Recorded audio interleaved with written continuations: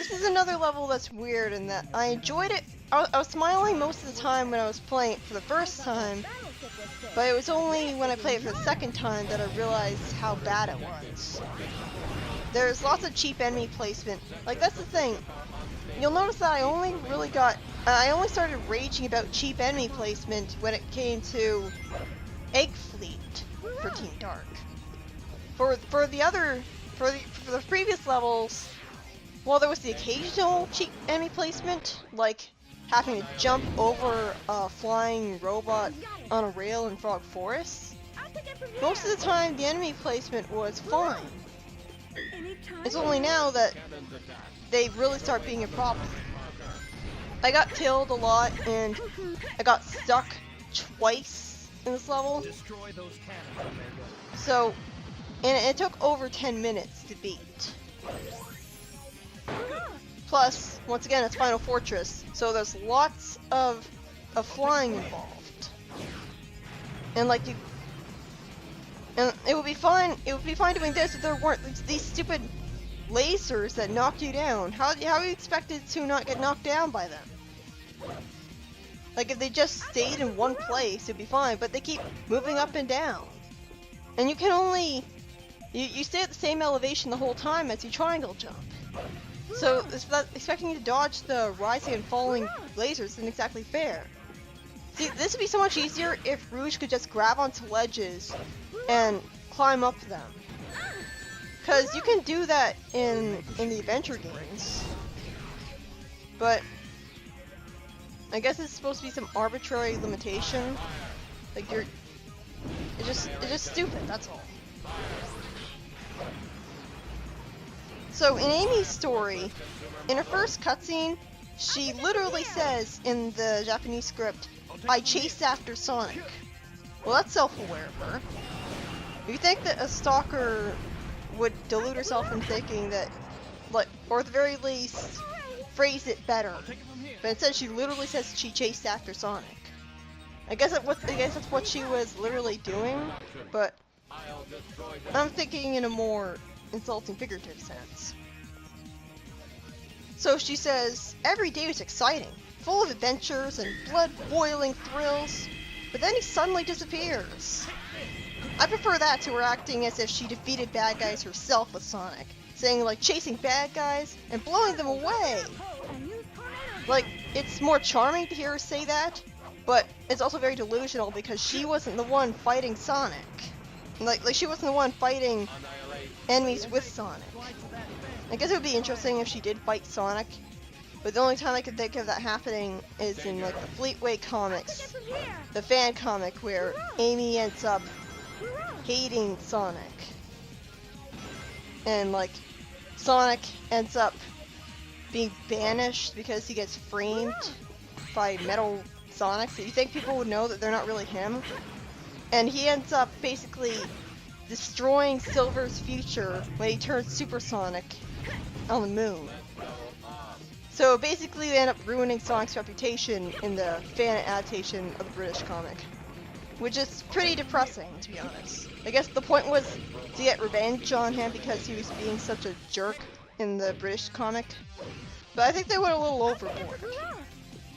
Like, to the point of Tails taking over as the hero, and Sonic being a hero being completely erased from the history books. But yeah. So, when Amy in the Japanese version, when she sees Sonic, she goes, "Yay!" instead of saying, "My hero." I don't really like that because she loves Sonic because he's a hero. So it would make more sense for her to call him hero because that's an establishing character moment. And so here's something really interesting. When she tries to get Sonic to be a bodyguard to a bird, in the Japanese script she says, "Could you be her bodyguard for a little while?" Wait, the blue bird is a girl? I always thought that it was the pink bird, Gamma, that was a girl. That's stupid. You don't have... That's bad visual design. You don't make a bird pink if the bird is not supposed to be a girl. If you're not even going to point out that you're subverting that expectation. So I guess Gamma really is a guy bird. But that was That's pretty just, I don't know. And then Sonic says, I guess I have no choice, before backing up and running away. Well, that's dishonest of him. It was actually better when he was honest. It was like, no way, Because at least then he was being honest, even if he was still being a dick. Again, I don't really like this section of the level. Like, they don't give you much time to jump away from it. Like, this is why I don't do this legitimately. And it's so boring flying over this because you fly ahead so slowly. So yeah, once again, the old dialogue is completely unchanged for the Japanese script.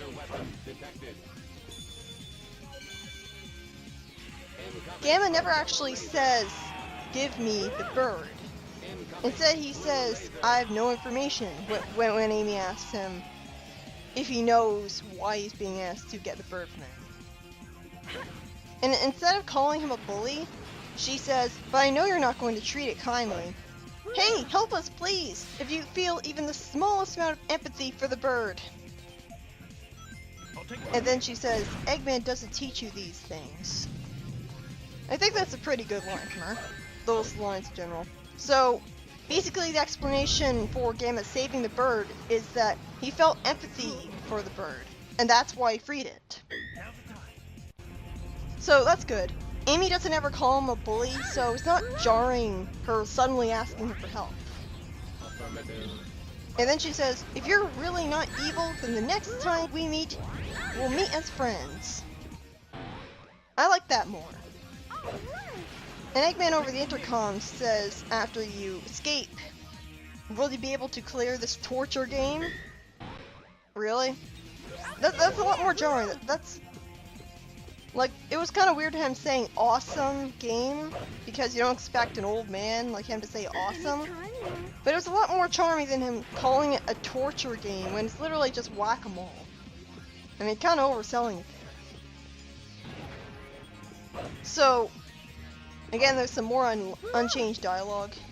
You can get the long hammer right after getting the first upgrade for Amy. I'm surprised by that because I always thought that you had to wait for the egg carrier to sink into the ocean, and only then could you get the long hammer. But apparently you can beat your high score right away, which I knew that. And this is pretty awkward because this is one of the first times when I got stuck. They don't really tell you what you're supposed to do here. Apparently what you're supposed to do is you're supposed to glide on a fan in a direction that I didn't know I had to. Because I'm supposed to glide upwards. And the camera isn't showing me where I have to go. From the ground. I can't look up from the ground.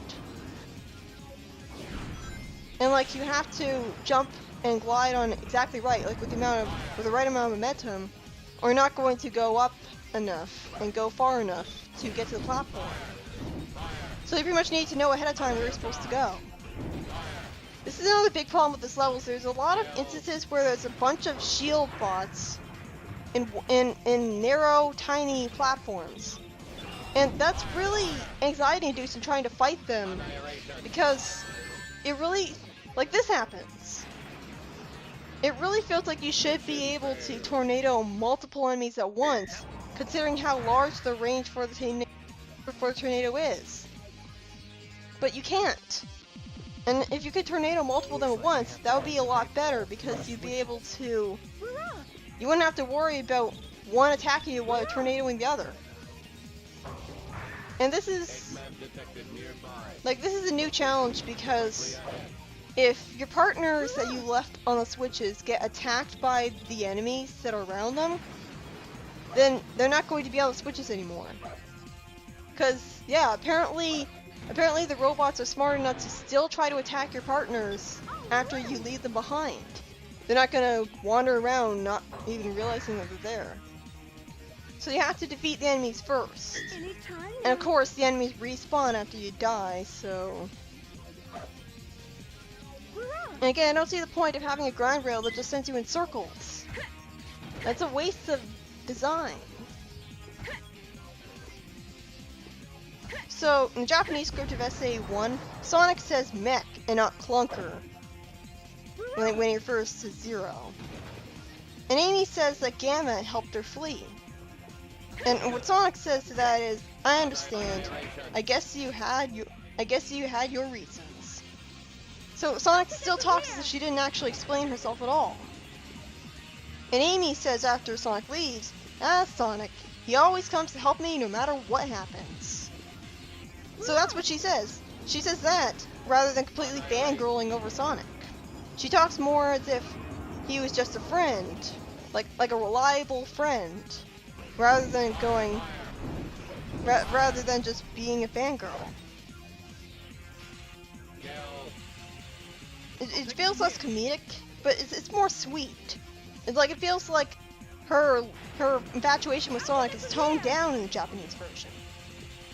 Her speech to Gamma to not be on Eggman's side is stilted though. But that may just be the translation being too close to the original Japanese. And then she says to the bird, this pendant, are they your siblings? And I will find your siblings. Wait, the three birds were siblings? Americans always had to assume that they were mother, father, and child. Why didn't Amy assume that too? Can she tell that they're around the same age? So, in the Japanese version, the birds are siblings, but we're just left to assume that they're a family. That's confusing. Yay, more waiting around for a door to open. So Amy says when she sees the entrance to Final Base, this seems really suspicious. Shall we go in? I think those lines are much more natural, a lot less awkward and overly fast-paced, with wanna at the end of it.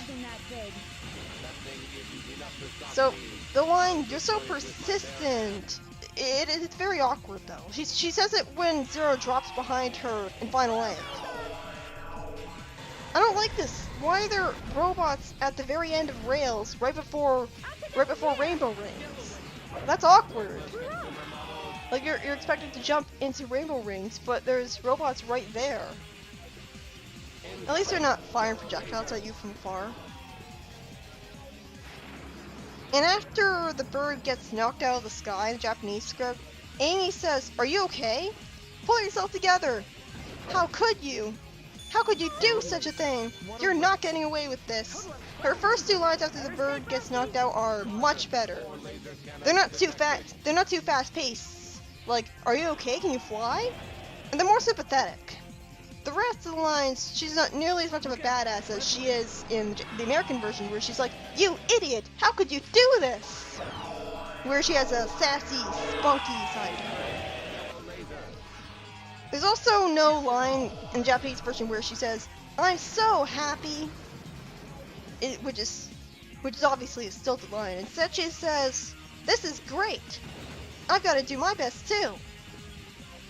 So, I'm not really sure where the I'm gonna do my best too line comes from. Like, all of that the bird accomplished was her. The bird wasn't really trying its best and thus reunite with its family. So I don't know where she really got that line from. Her final speech in Japanese is really weird because she says, Amy can do stuff by herself. Someday I'll make him turn around. And then by the time he catches up to me, it'll be too late. So for the most part, the speech is badass and like inspiring. But it's weird how she refers to herself in the first person. In the third person, like calling herself Amy. Not bad. There's also no kissing sound at the end of her speech, like in the American version, which is good, cause that was kind of weird and out of place. But in general, the speech is less well written than the American script. Okay, no more games. So Eggman isn't as hammy in his lines in Gamma's story in the Japanese version. His arrogance is more subtle than that. He's not entertaining at all. He still calls him Gamma, even in the Japanese version. He still doesn't have the same expectations for him as for Beta. The only really hammy line is, my super almighty huge aerial combat fortress based on my sublime design ideas. Which is what he says before Beta shows up. Well, that's a wordy line. He also says, well, I'm pretty sure Right. Beta's going to win. He never says Beta is more advanced than Gamma in the Japanese version. He just has more faith in him. Which makes a lot more sense, trying to imply that Beta is somehow more advanced than Thanks for the Gamma. treasure, I mean, Doc. Beta, Gamma, I guess it makes more sense that Beta would have been built first, but you'd think that you would improve on Gamma, because Gamma is the latest one. Like, Omega is very clearly a lot stronger than Gamma. He was built later, so why would Beta be more advanced than Gamma? Now let's find that secret treasure. So that's the reason we don't see Shadow Androids much in the game, is because they're all here. Why did Eggman wait this long to release them? So, the explanation is that... Prepare to destroy immediate area. Hey, Omega, did I ever tell you that Shadow is a robot and... Oh, never mind. Good luck. You know about cloning. The original must exist somewhere. Omega has a good point. So why didn't Rouge tell Shadow that? All this for what? I mean, like, Nothing. Omega has a good Might as well point. go look for That Master Emerald. the original Shadow must have been gotten a hold of to make all those clones. And since that irritating Echidna is here, obviously she knows that Knuckles carries Master Emerald with him. Otherwise, she wouldn't say that. And right there, where Shadow says some things never change, that's stupid. It honestly makes it feel like his amnesia was just an afterthought. Because why would he say that if he doesn't remember that Rouge was all about chasing after Knuckles for the Master Emerald? And more importantly, why didn't Rouge question that and go, wait, you remember that? Because I'd be able to accept him saying some things never change, because maybe Rouge told him about her trying to do that off screen, but she doesn't even react to it. She just goes, what are you saying? As if it's really no big deal at all. I really like this song. I also like Follow Me by Team Rose, even though it's really not my type of music at all. And I think her voice is a little too high-pitched, but other than that, she's a pretty good singer. So Follow Me is a guilty pleasure, and this is actually a really cool song.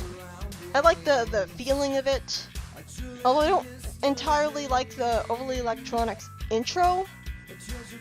And the first verse, the second half of the first verse is kind of awkward, but it could just cut out, and the rest of the song is just fantastic. It suits it pretty well.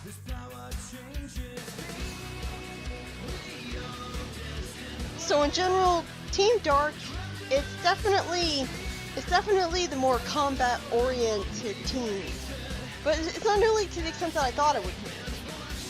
I mean, they throw a huge amount of enemies at you in Ocean Palace, but other than that, I actually had a lot of fun with it. Of course, I was playing with codes that made it so I always had a Team Blast, but even if I played it without codes, I would have just used a glitch to get Team Blast right away whenever I wanted to anyways. So all the Team Blast code did was make things faster for me. I would have cheated to get Team Blast anyways, even without codes. But I can imagine that the story would have been a lot more annoying for me if I hadn't used the max levels code for all my characters, because then it would have taken a bit longer to defeat all the enemies.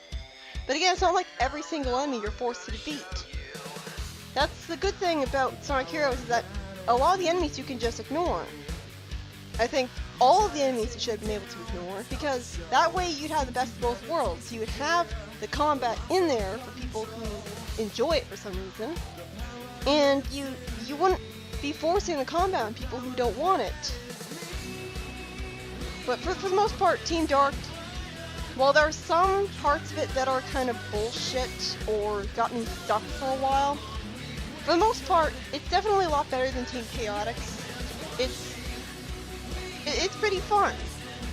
Aside from Power Plant and Rail Canyon and Bullet Station, and obviously Hang Castle and Mystic Mansion, for the most part, I was having a lot of fun with this. Like, playing as Omega is the coolest thing ever, especially when he says stuff like, kill! You wouldn't expect to hear that in a Sonic game. Like, that's a good thing, is that even though it's a lighthearted tone, it's not just lighthearted and that's it. Sometimes it varies.